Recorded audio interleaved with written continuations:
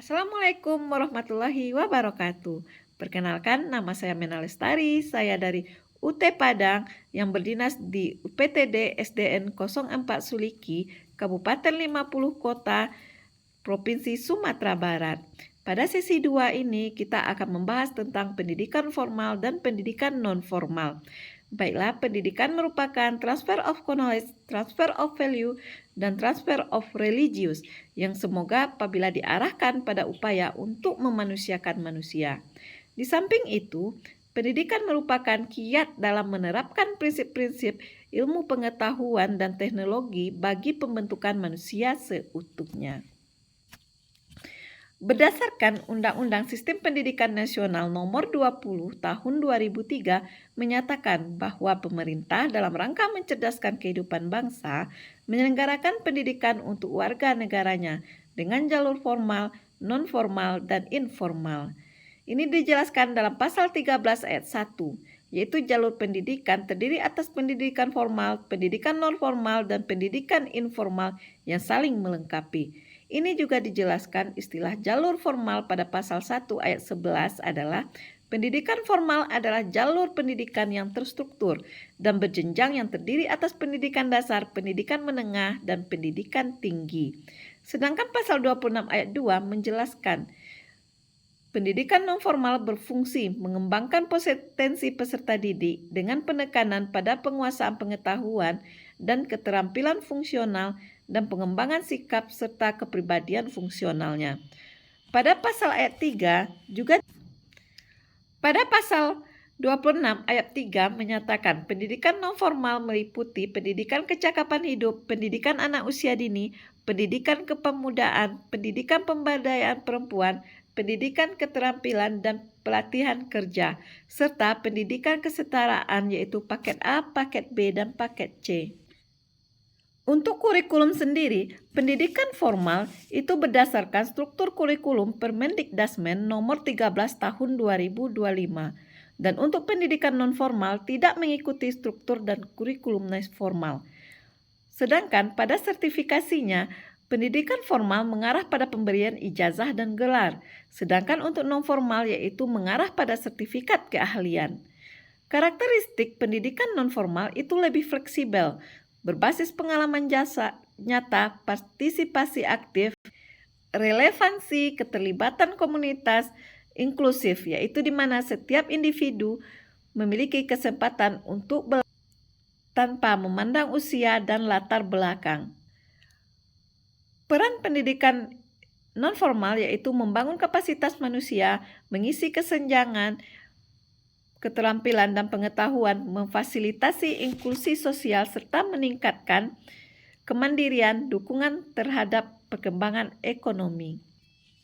Tujuan pendidikan non-formal yaitu untuk mengembangkan peserta didik dengan penekanan pada penguasaan pengetahuan dan keterampilan fungsional serta pengembangan sikap dan kepribadian profesional. Dan tujuan khususnya yaitu seperti pelatihan keterampilan kerja khusus yang memberikan pembelajaran yang relevan dengan kebutuhan individu dan lingkungan sekitarnya. Dari segi manfaat, pendidikan formal dapat meningkatkan pengetahuan, membuka peluang kerja yang lebih baik, meningkatkan kualitas hidup, pembentukan karakter dan disiplin, serta membangun jaringan sosial.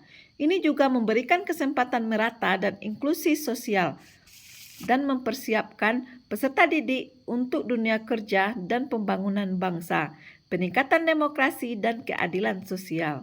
Di lain pihak, pendidikan non-formal juga memiliki tujuan yang lebih baik, yaitu akses pendidikan yang lebih luas. Pendidikan non-formal memberikan akses pendidikan kepada masyarakat desa yang mungkin sulit untuk mengakses pendidikan. Selanjutnya, meningkatkan keterampilan dan pengetahuan. Melalui pendidikan non-formal, masyarakat desa dapat meningkatkan keterampilan dan pengetahuan mereka dalam berbagai bidang, seperti keterampilan pertanian, kerajinan tangan, manajemen usaha, kewirausahaan, serta keterampilan lainnya. Ini juga bisa membuat peningkatan daya saing dalam penguatan ekonomi, pelestarian budaya dan tradisi lokal, pemberdayaan perempuan serta remaja, dan pengembangan keahlian khusus masyarakat, serta meningkatkan kesadaran dan partisipasi masyarakat.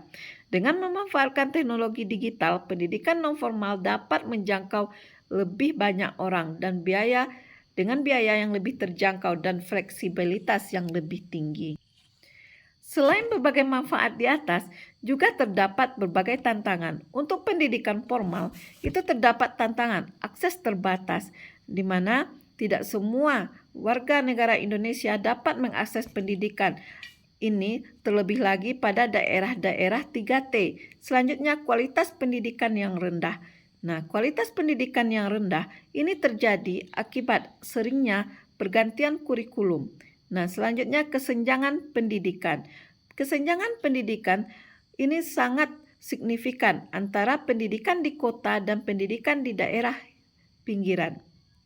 Nah, selanjutnya untuk tantangan pendidikan informal adalah kurangnya pengakuan dan dukungan dari institusi formal, serta keterbatasan sumber daya dan dana seringkali menjadi hambatan dalam penyelenggaraan program yang berkualitas. Kurangnya dukungan pemerintah. Banyak program pendidikan luar sekolah tidak mendapatkan dukungan cukup dari Menteri Pendidikan dan Kebudayaan. Rendahnya anggaran untuk pendidikan non-formal menjadi salah satu hambatan utama tanpa dukungan yang memadai. Program-program ini sulit untuk bertahan dan berkembang. Kurangnya jaringan dan kolaborasi menyebabkan pendidikan luar sekolah berbasis masyarakat seringkali terisolasi dari program pendidikan. Menurut Malaguzzi pada tahun 1996, kolaborasi antara berbagai pemangku kepentingan termasuk lembaga pemerintah, masyarakat, dan organisasi non-pemerintah sangat penting untuk keberhasilan program. Selanjutnya, tidak diberikan kesempatan yang sama dalam hal sumber daya manusia, pendanaan, sarana maupun prasarana.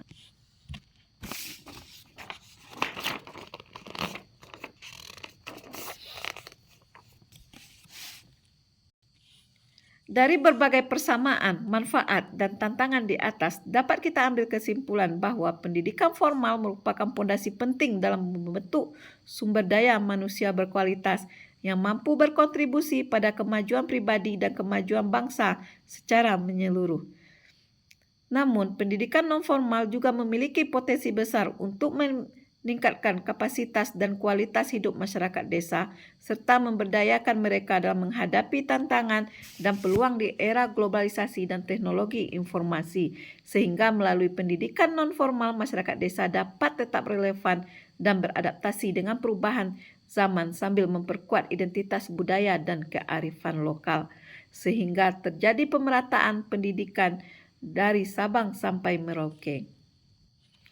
Selanjutnya, yaitu integritas elemen formal ke kurikulum formal.